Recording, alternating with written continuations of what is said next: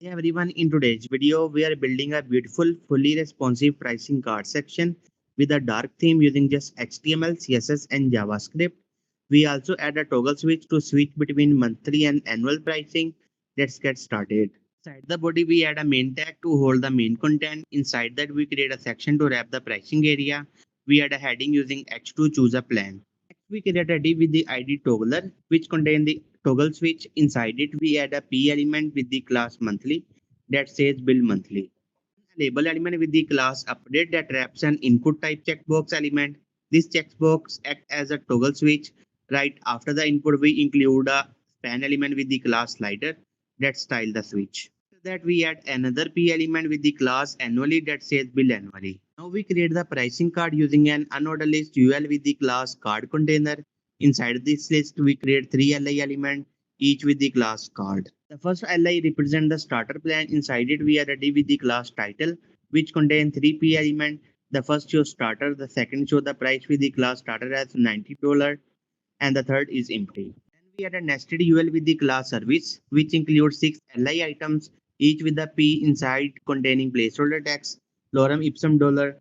After the list, we add an anchor link A tag with the class button and href to slash containing the text choose plan. Second LI is similar but for the Pro plan. Again, it has a div class title with three P tags, one for Pro, one for the price with class Pro set to $99, and a blank one.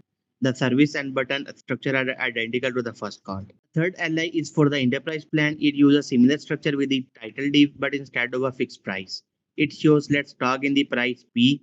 The service list is the same but the button text says contact us. We start by styling the body element. We remove the default margin using margin 0, set the font to Montserrat red for a clean modern look, and apply a radial gradient background using radial gradient which blends several dark shades for a deep layered effect.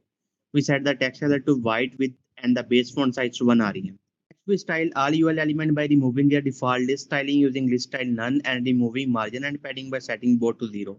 Section element is styled to center its content using text align center, and it has top padding of 1 rem to add space above the heading. The H2 heading we increase the font size to 2.3 rem to make it more prominent. And we target the hash toggler container, setting it to use display flex for horizontal layout and use justify content center to horizontally center the content. Dot monthly and dot annually classes are styled with small left and right margin 0.5 rem and smaller font size 0.8 rem to keep the toggle label compact.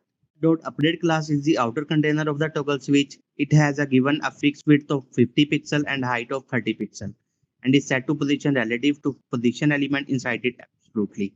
Side update, the input element is hidden from view using opacity 0 and we set its width and height to 0 so it does not affect layout. Slider class represents the visible track of the toggle.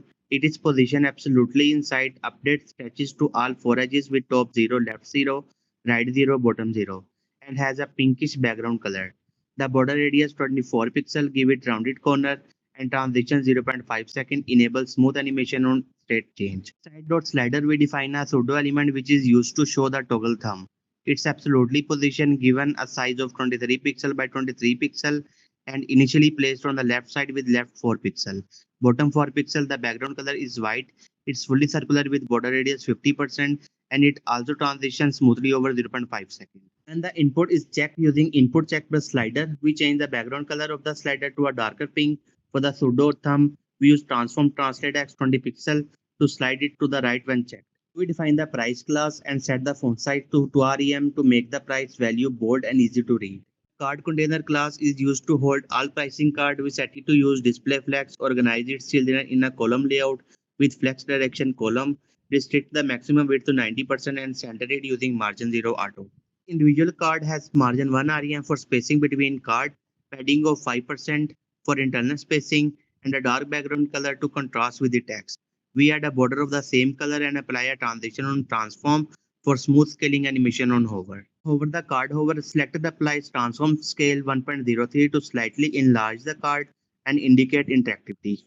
This class is used to style the feature list. We limit its width to 50%, giving it internal horizontal padding of 2 rem and center it using margin 1.5 rem auto 2 rem auto.